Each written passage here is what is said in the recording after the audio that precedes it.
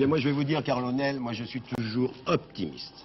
Mais pourquoi? Et malgré tout, parce que je ne sais pas si vous avez vu l'autre jour aux Champs-Élysées, l'autre soir, les vitrines... Ils y ont été franco, là. C'est le cas de le dire, c'est le cas de le dire. Et pourtant, d'après un récent sondage de l'IFOP, il paraît que 65% des Français qui sont allés en Espagne l'année dernière en vacances, y retourneront l'été prochain. C'est normal, dès qu'un Français passe la frontière, c'est pour le soleil, c'est pour trouver du soleil. C'est pour le soleil. Oh, ben, à propos de frontières, l'autre jour, il y a Ocaña. Vous connaissez Ocaña? Le coureur cycliste, Luis Ocaña. Luis Ocaña, le champion cycliste espagnol Ocaña. Il y a El Cordobés. El Cordobés, le célèbre toréador. Et Don Juan Carlos. Ça me dit quelque chose. Oui, le prétendant au trône d'Espagne. Don Juan Carlos ont voulu passer la frontière sans passeport. Le douanier dit, je suis navré, je vous reconnais, mais sans passeport, vous ne pouvez pas passer. Alors Ocaña a une idée extraordinaire, il a dit, écoutez, prêtez-moi votre bicyclette, je vais vous prouver que je suis bien le champion cycliste Ocaña. Il a pris la bicyclette du douanier, il a fait 3 tours de piste, et le douanier a dit, bravo, vous êtes bien Ocaña, vous pouvez passer. Et le Cordobés a dit, pour moi c'est très simple, amenez-moi un petit taureau. On lui a amené un taureau, il a fait une passe, olé, et bravo, vous êtes vraiment El Cordobés, vous pouvez passer. Alors Don Juan Carlos s'est approché du douanier, il lui a dit, vous savez, moi je ne sais rien faire. Le douanier lui a dit, vous êtes vraiment Juan Carlos, vous pouvez passer.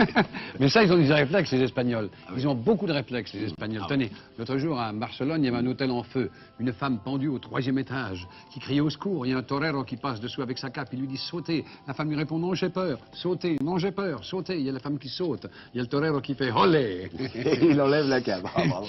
Qu'est-ce que vous êtes enrhumé? Ah, un peu. Je crains les courants d'air. Ah oui. Pourquoi? Ah, parce que doublement.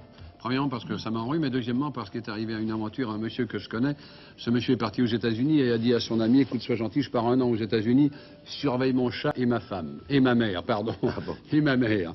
Alors il est parti, il revient 1 an après, il dit à son copain, comment va mon chat? Il lui dit, il est mort. Bah t'es gentil.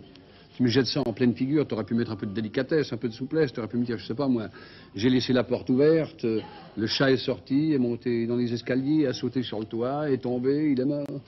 Enfin, ça ne fait rien. Et ma mère? Ah il dit, j'ai laissé la porte ouverte. En France, c'est atroce, c'est Ah atroce. non, c'est atroce, pour ça. Remarquez, les enfants sont atroces aussi. Ils sont cruels. Ah oui, ah oui. Ah oui, vous pouvez pas savoir. Tenez, j'ai le fils d'un ami, là, Xavier, il a 9 ans. Vous pouvez pas savoir. L'autre jour, son père lui a fait une remontrance, il lui a dit, écoute-moi bien, Xavier, tu as 9 ans. Mais à ta mère et à moi, depuis ta naissance, tu ne nous as jamais donné aucune satisfaction. Et il serait répondu, oui, mais avant. Hein? Comme l'autre jour, ma fille, qui a également 9 ans, revient de l'école, elle me dit, papa, tu connais la dernière? Alors je lui dis non, elle me dit, c'est moi. Ça c'est drôle. Si.